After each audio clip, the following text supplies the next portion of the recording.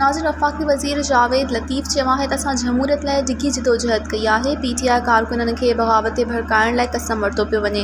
इमरान ख़ान जो पाकिस्तान जी बहितरी ऐं तरक़ीअ सां को वास्तो नाहे। इमरान ख़ान मुसलसल इदारत ते हमला करे रहियो आहे। लाडले खे हाणे को बि एनआरओ न मिलंदो। असां बेगुनाह हुअण बावजूदि जेल काटिया आहिनि। नाज़िर वफ़ाक़ी वज़ीर जावेद लतीफ़ चयो आहे त असां जमहूरियत लाइ डिघी जिदोजहद कई आहे। PTI कारकुननि खे बग़ावत ते भड़काइण लाइ कसम वरितो पियो वञे।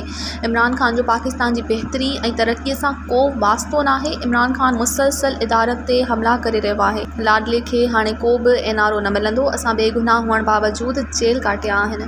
मज़ीद ख़बरनि ऐं तफ़सीलात लाइ विज़िट कयो असांजी वेबसाइट www.awamiNewsHD.com ऐं ॾिसंदा रहो अवामी न्यूज़ HD।